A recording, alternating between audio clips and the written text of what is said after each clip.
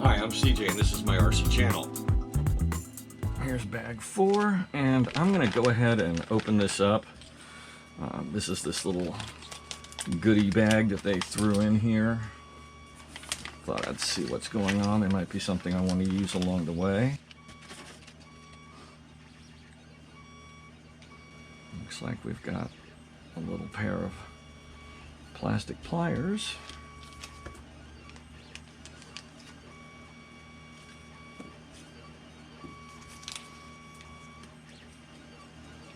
So we've got,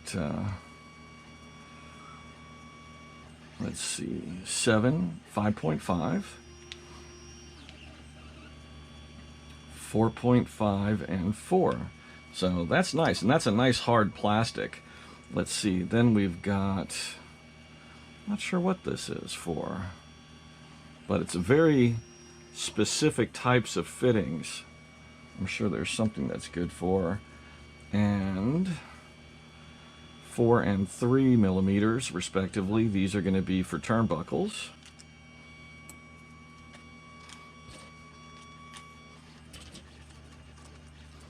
Let's see what they say. Aha, yeah. This is for our turnbuckles. It is for putting on over the plastic ball sockets and twisting them onto things.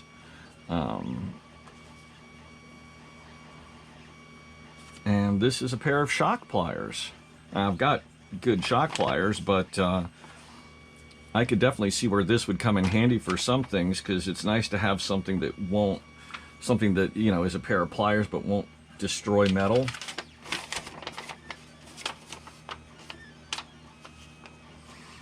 So let's see. Okay, the lock nut goes in this side. This bushing goes in. Oh, we're supposed to have a little something in between. There we go.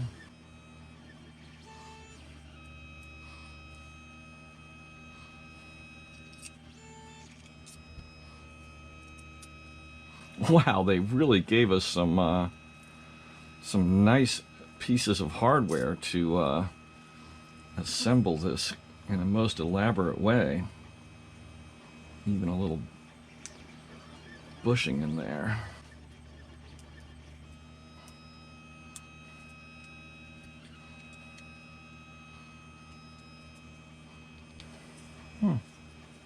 Interesting. I'm sure I'll find uses for it. I'm going to put some Loctite on that, because it doesn't go that far into the locking collar. Might as well make sure it stays in place.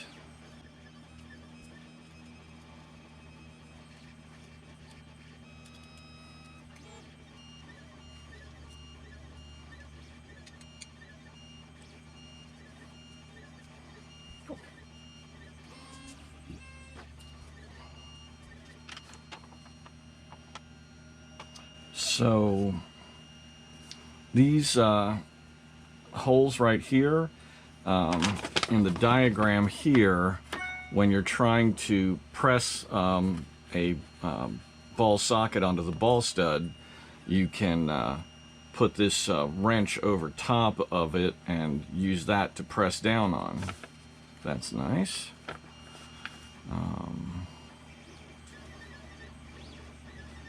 Great.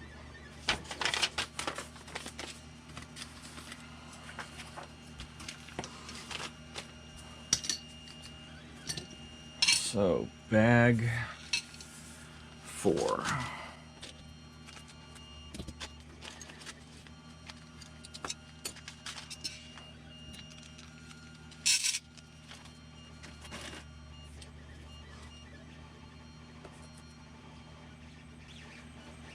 Okay, so this is our front. We need couple of these. And we need 3x6 buttons.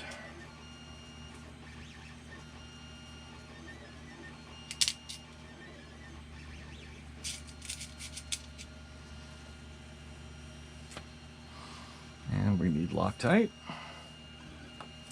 Now this is the only thing I'm not very on board with so far, is if you want to move, well actually it's not even going to be that hard.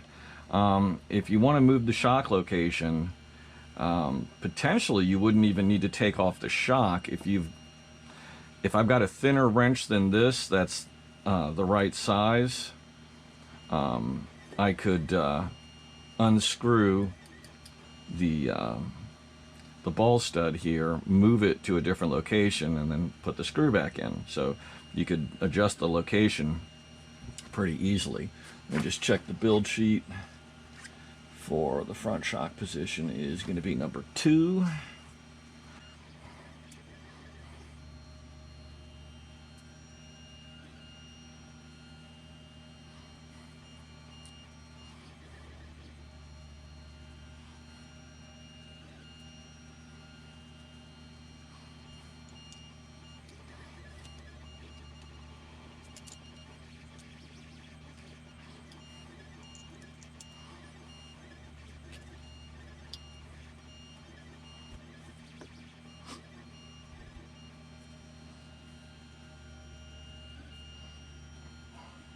Okay, so I need 2 of these and 2 of these.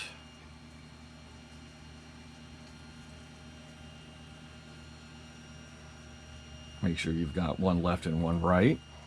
We got those are going to be for our rear. It's going to be an identical kind of setup, or very similar at least. So these are going to be for our camber links, I'll bet. Okay, so 3x8 flats. Okay, so I need 4 of those.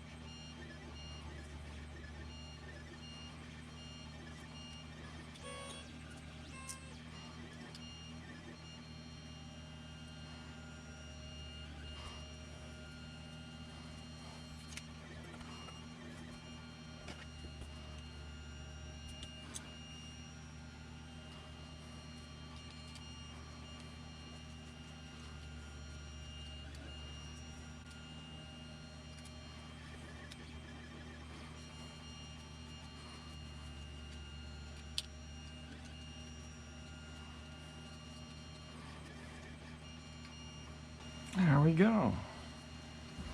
That is going to go right on top here, undoubtedly. And that's going to clamp those down. These, that is. That's nice and smooth. There's no drag here. I mean, not that there should be, but it is still nice. And so we do exactly the same thing, except for the rear. And this is gonna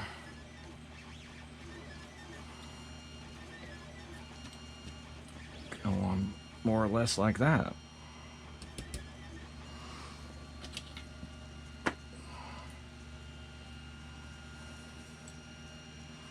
Let's check our sheet. Okay, number 3 for these.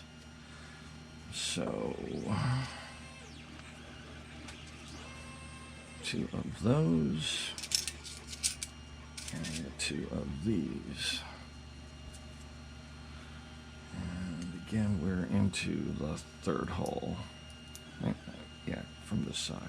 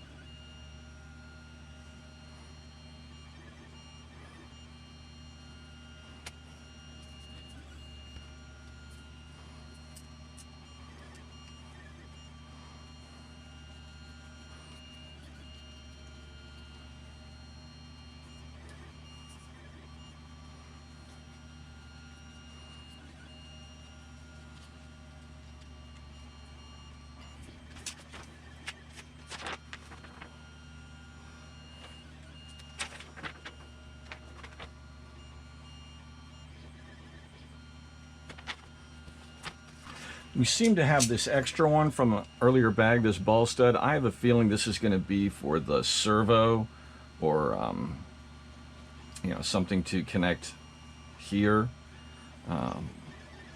Probably that hole down there. I may have missed that step. Let me go back. Yep.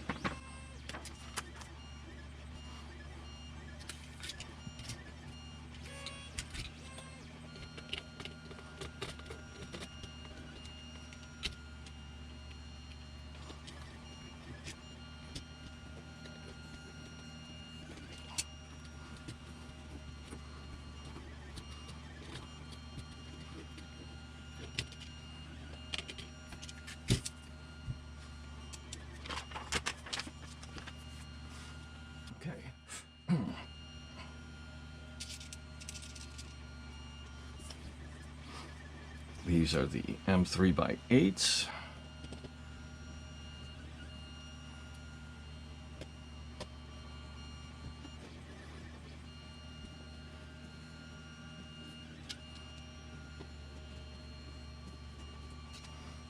There's lots of thread there, so you probably don't need to worry about stripping them, but don't over tighten them just the same. Just snug things down.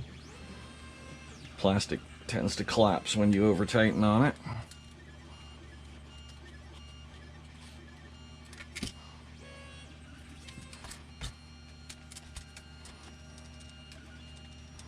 This really comes together nicely. And it's so fast. It's amazing. I'm not sure what it is that this just goes together quickly, but I'm going to have this thing built in just a few hours total.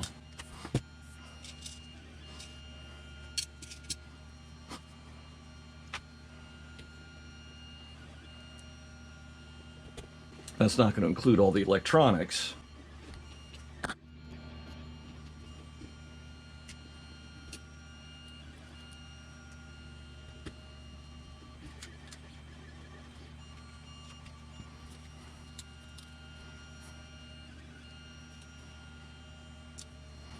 I mean, it would be a real pretty car if most of this stuff was aluminum, but I don't see how that really is a benefit. I mean, I think that this is going to be really light as touring cars go. And when you consider the class of motor we're running in it, I don't think strength is a factor.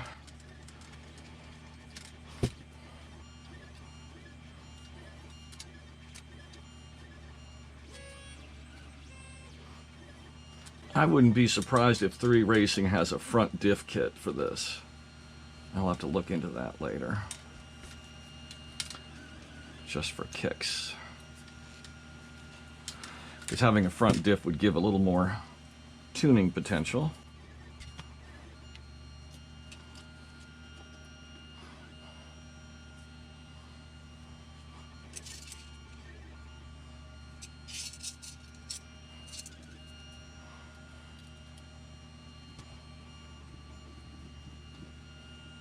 Now, this is where you could potentially impart some tweak into the chassis.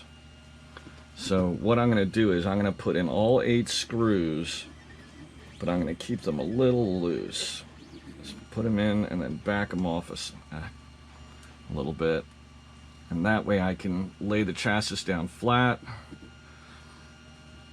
and then tighten them all up systematically so that there's no, torque in one direction or another that would affect the flatness of the pan.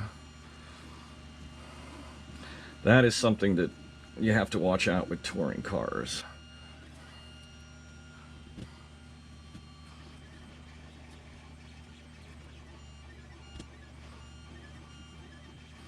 I think I'll probably get out one of my tuning boards, lay it on the tuning board to make sure it's flat.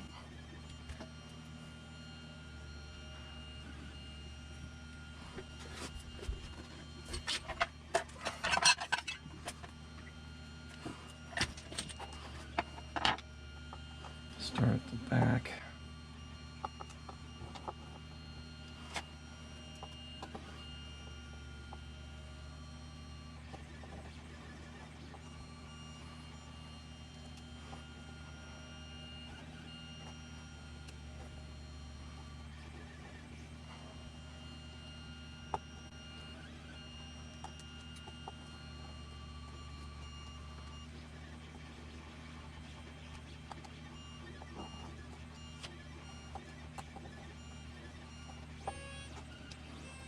So we are totally flat, good to go.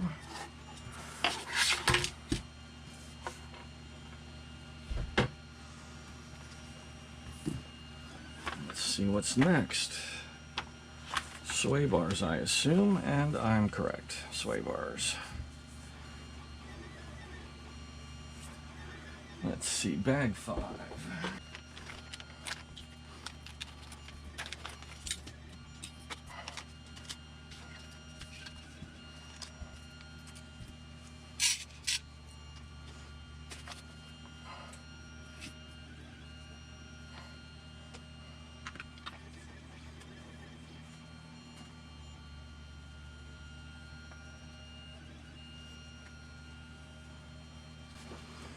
See, I'm just checking on this build sheet.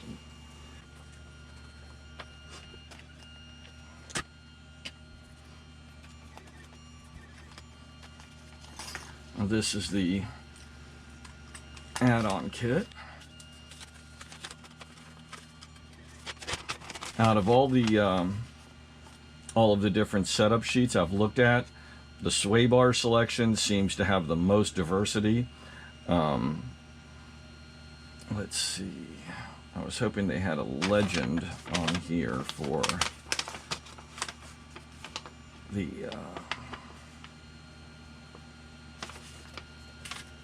what these sway bars are in weight.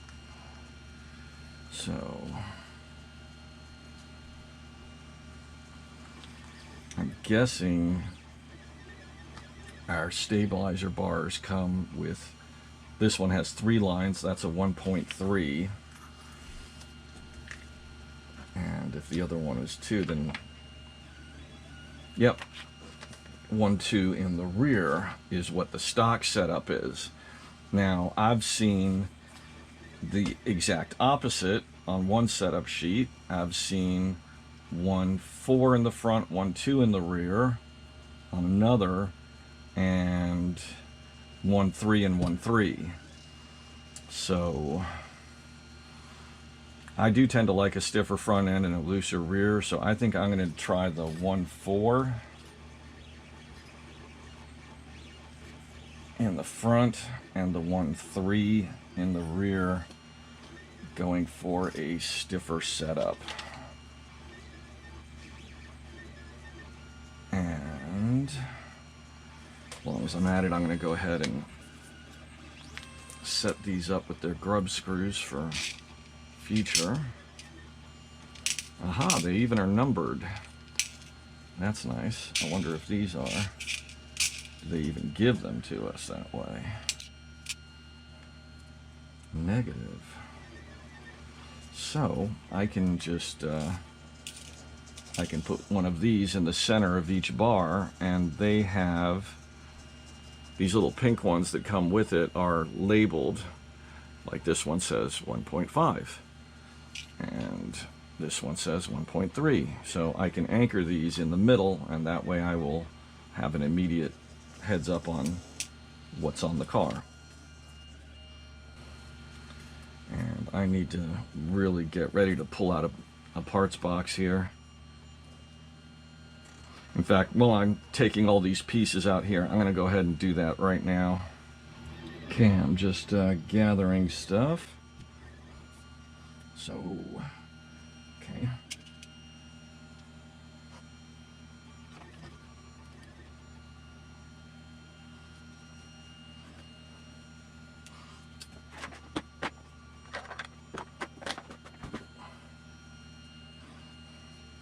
That makes it a lot easier.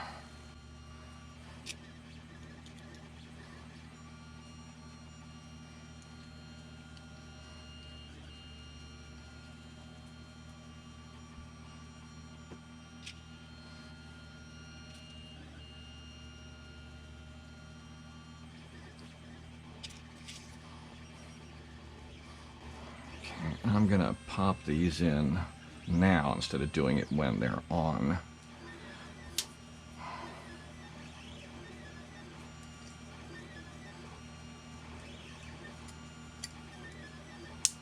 Let's see if I can make it a little easier with this.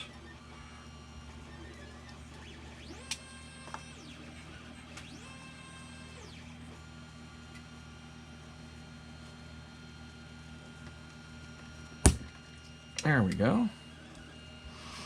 That is easier.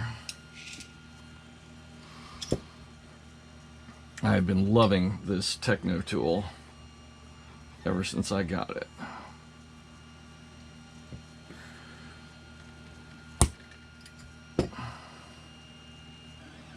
Nice smooth action there.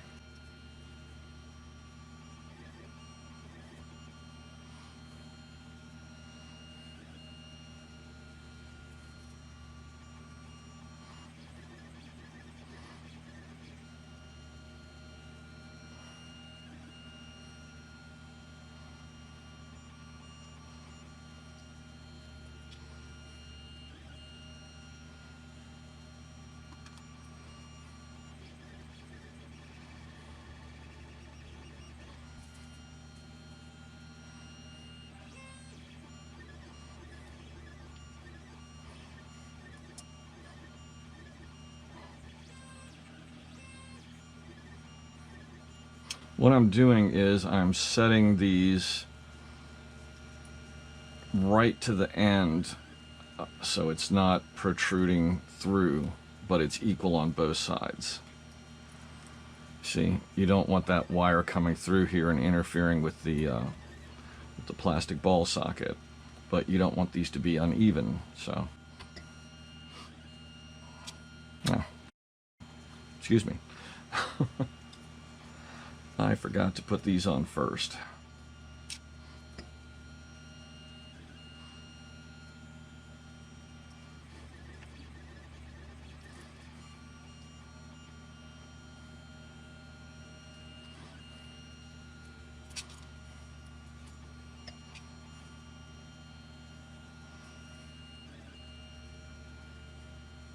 Also, setting this up so that these grub screws point up, so if I need to take one off, it's not, you know, facing down towards the suspension arm and can't be gotten to. So now we drop our arm in here and we slide these out. So, I don't believe I did that too. It's late and I'm not paying attention. I'm going to do this front sway bar and then I'm going to shut down for the night.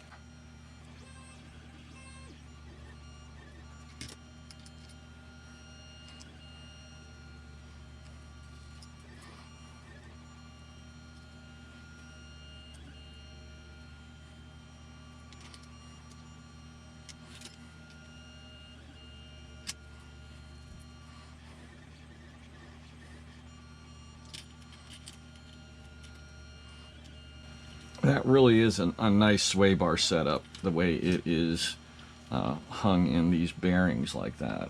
That will make things a lot easier.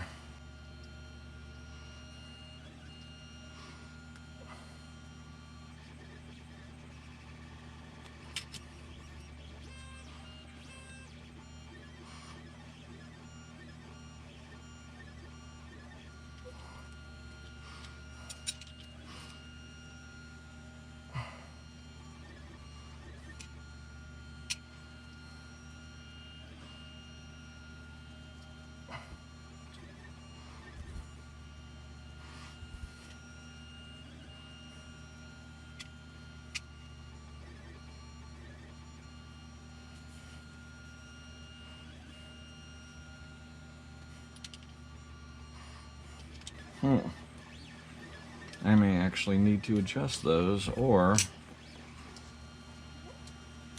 those may not be the right size. They may have sent me the wrong kit. Let's see. Well, all these sway bars are the same size, so that can't be the problem.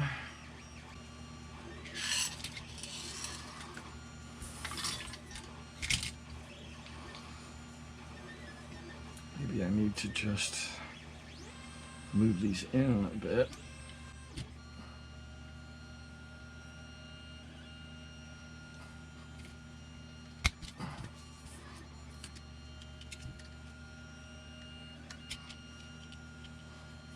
Okay, I'm going to need to make sure that the exact same amount of sway bar is sticking out one side as is the other. It doesn't matter what the distance is exactly, as long as it's the same. Now that does give me a tuning opportunity. I'll explain in just a moment.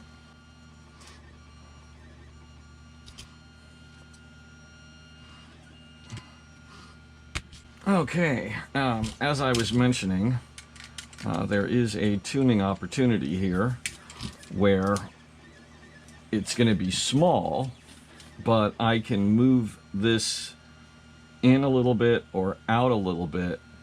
The closer it is to the rotational point, the stiffer the sway bar gets, because you're decreasing the amount of leverage the arm has. Now, I want to keep this fairly close to straight up and down, but I can have it at a slight angle one way or another without really changing anything as far as the geometry of it and the mechanics of it go. So we've got a nice smooth action here, and if you try to lift one, it immediately impacts on the other. Everything is nice and solid. Looks like I've got a little bit of spacing here. I could put in a small spacer in there. I'll look at shimming that later. So let's see. Now we need to do the rear sway bar.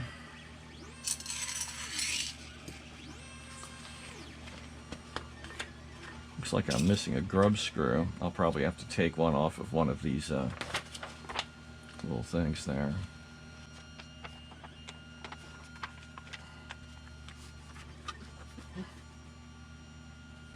Okay, I see how that works. So we have these two here that are different from the rest, and we need two regular ones.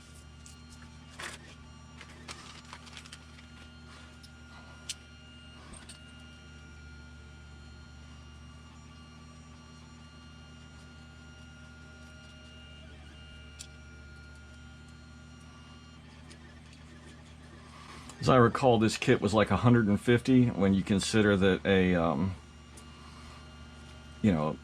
Associated or an X-Ray or even a Serpent 110 touring kit is going to be above $400 to $500. $150 is unbelievable. I'm not really going to be able to do that. I'm going to have to do this the old-fashioned way and just grunt it in there.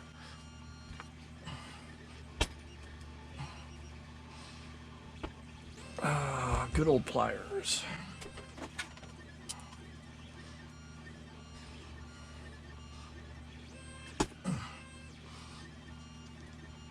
There we go.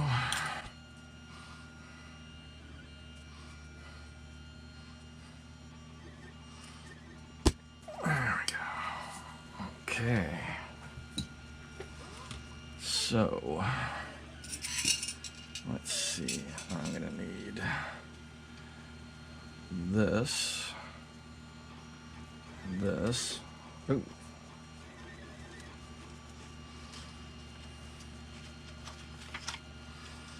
Where'd that come from?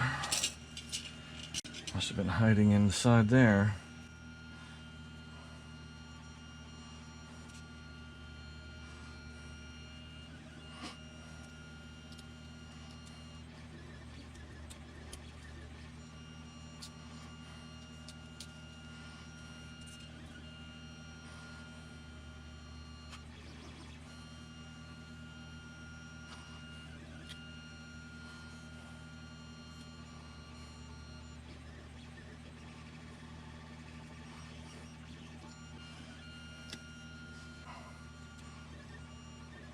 That already has Loctite on it, in case you were curious why I was just putting it right on.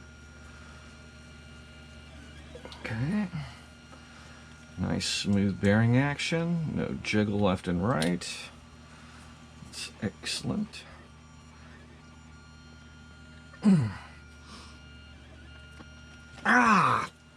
Guys, these are some hard, stiff ball sockets, but once you get them in, they're great. They have really smooth action. There's one way to go about that. A pair of channel locks. I need something big enough.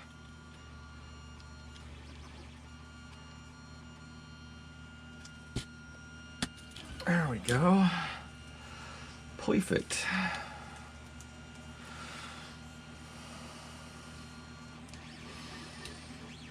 That is the tool of choice for this job.